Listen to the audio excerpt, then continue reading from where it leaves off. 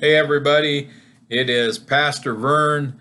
The daily update, June 5th, 2020.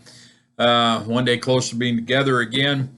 Um, Yesterday we talked about testimony, and that was an important subject for us to look at because we don't use it as commonly and as readily as we could, and it's really a part of the Christian story from all time. If we talk about Peter actually gave his testimony in the very first sermon because he told of the things that he had seen and experienced with his life in Christ that had changed him forever. But there's something else the next subject is what isn't testimony, what is not testimony. And they have a term that not real commonly used, but I've heard it used a few times called perjury before God. And that's when somebody gives wrong testimony. And that doesn't mean they're lying about God. That doesn't mean, we've already covered that with heresy and some of those kind of things. But this is this false testimony or perjuring yourself for God. We know that comes, legal system. If you lie about the truth or lie about the circumstances if you're witnessing in a courtroom or something, you could be guilty of perjury. And there's a similar connotation with your testimony as a Christian, and this gets a little gray. It really does. And so I'm gonna throw it out to you, and you can do with it as you please, I guess.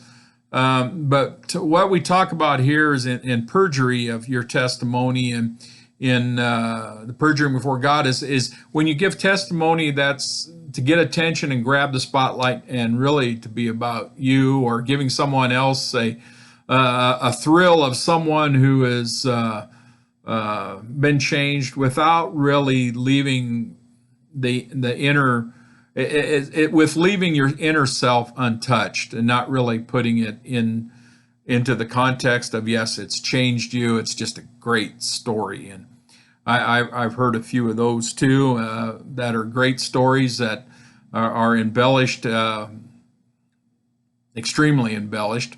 I think a lot of us who are natural storytellers, and I guess I put myself in that category, it's pretty hard not to do a little embellishment once in a while. But this is when we're talking about where we've really made some significant changes to our story about our connection with Christ in order to make it more exciting, more hearable, more maybe more attention getting.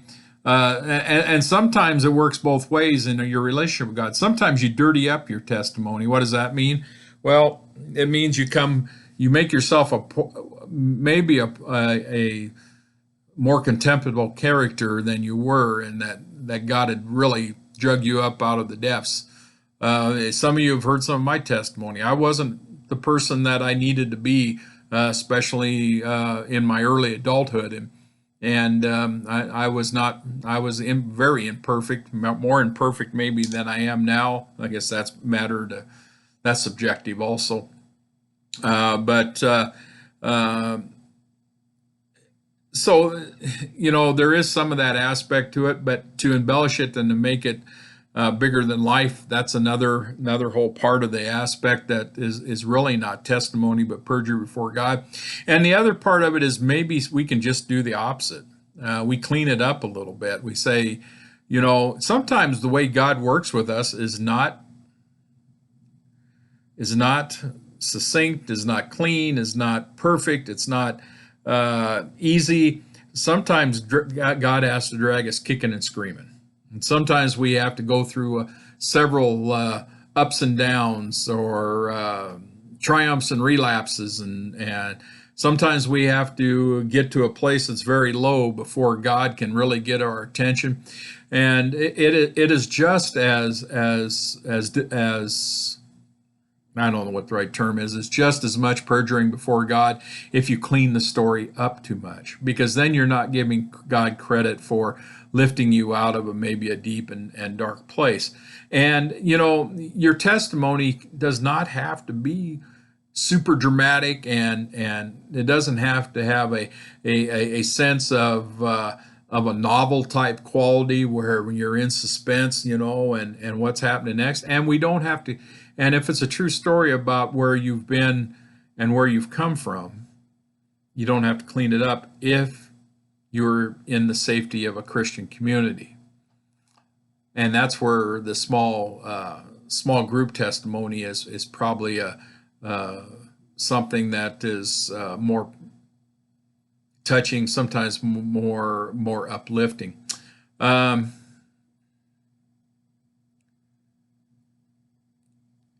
You share your testimony in a way that is spiritual and people can identify and connect with it. And so, to embellish the difficulties or to take away the difficulties is really not something that is efficient in testimony. Just by being shared, the testimony says, Jesus is meant for you too. Because I'll tell you what, my guess is that if you give your testimony to someone who is seeking or needs their heart softened, if they're truly in a position to hear it in a way that God can work with it, they're going to relate to your story, whether it's incredible, fantastic, or even a little mundane. Be who you are in your relationship with God. All right. Okay. This kind of wraps up the week. We're going to see what's going on by next week. We're looking forward to some more opportunities to share together in the dailies. And remember, this weekend, hopefully I'll have all the worship for both the regular worship and the kids' time downloaded on Saturday night. And you can tune into that. If you have problems with that, let me know, and I'll see what I can do with getting that for you. All right. Take care of each other, love each other, respect each other, pray for each other, and be there for each other as much as you can in the current circumstances. Take care of yourselves. Stay well. Amen.